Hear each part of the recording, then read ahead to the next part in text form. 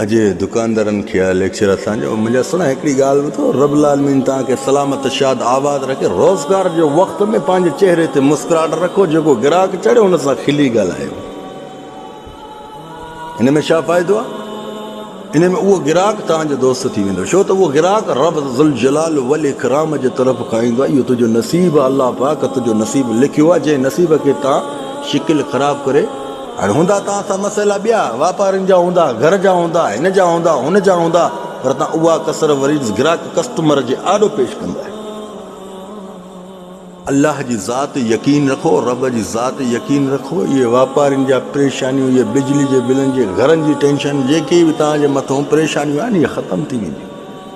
इहो शैतान इब्लीस आहे जेको तव्हांखे हर वक़्तु विसा विझंदो आहे जो अल्लाह जो नालो जंहिंमें असांखे पढ़णु खपे त तवक्कलतु अलल्लाह ला हौल वला कुव्वत इल्ला बिल्लाह त पोइ असां करे शैतान हुन जाइ ते छा ॾींदो आहे जा वापारी जो पाण शिकिल ज़ाहिर कंदो आहे ऐं फिलाणो वापारी ईंदो ऐं यार बिजली जो बिल आहे मिड़ई कंहिं न कंहिं मुश्किल में तव्हांखे शैतान इब्लीस विसा में विझी छॾींदो आहे जंहिंजे करे तव्हांजी रोज़ी बि उहा घटिजंदी वेंदी आहे छो इहा मायूसी आहे मायूसी न कंदा कयो मायूसी रब ज़ुल जलाल वल इकराम खे पसंदि न आहे जेको ग्राहक चढ़े उन सां खिली मुस्कुराए मिलंदा कयो इन में तव्हांजी इज़त बि वधंदी ऐं उहो ग्राहक केॾो बि परे जो हूंदो उनजे रस्ते में खणी 1000 दुकान हूंदा उन्हनि खे छॾे करे बि तव्हां वटि चढ़ंदो इहो आज़माए ॾिसो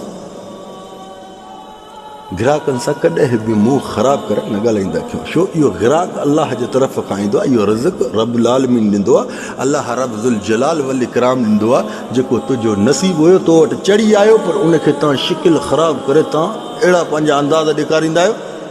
जो हुनजी ॿीहर दिलि ई न कढंदी तव्हांजे दुकान ते चवण में कोशिशि कयो अलाह जी ख़लक़ियल इंसान ज़ात सां मोहबत रखो पंहिंजे चेहरे ते मुस्कुराहट आणियो इहे वापारियुनि जा टेंशन हिन हुन जा टेंशन केसि ताणी कंदो जॾहिं रब ज़ुल जलाल वल इकराम मौजूद आहे मथे आसमान ते मुंहुं करे चवंदो कर त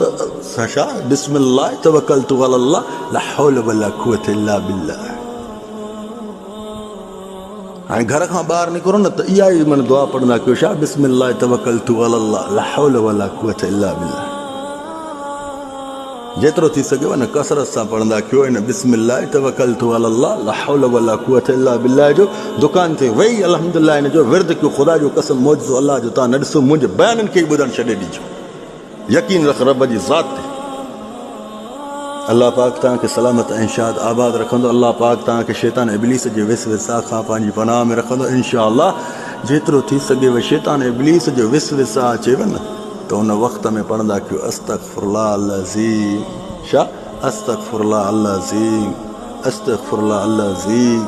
शैतान इब्लीस जो विसविसा वॾो ख़राबु आहे जेको तव्हांखे बीमारी जे मोड़ ते पहुचाईंदो आहे अज़ियतनि में विझंदो आहे कंहिं न कंहिं रूप में तव्हांजे ॾाढो ज़ाहिर कंदो आहे शैतान इब्लीस सम्झो अगरि कंहिं बि तव्हांखे परेशानी जो मोड़ अची वञे न चइजो त इहो शैतान इब्लीस आहे जेको मूंखे अलाह जी मन शुक्र खां कढी पंहिंजे विसविसा में थो विझे रब ज़ुल जलाल वल इकराम सभ खां वॾो आहे कुल शैइन क़दीर आहे उहो क़ादिर आहे उहो ख़ालिक़ आहे उहो मालिक आहे उहो तोखे कीअं छॾींदो पोइ शैतान इब्लीस जे विसविसा में ईंदे त पोइ यादि रखजांइ परेशान बि तूं ई रहंदो आहे जज़ाक अल्लाह ख़ैर मा सलाम।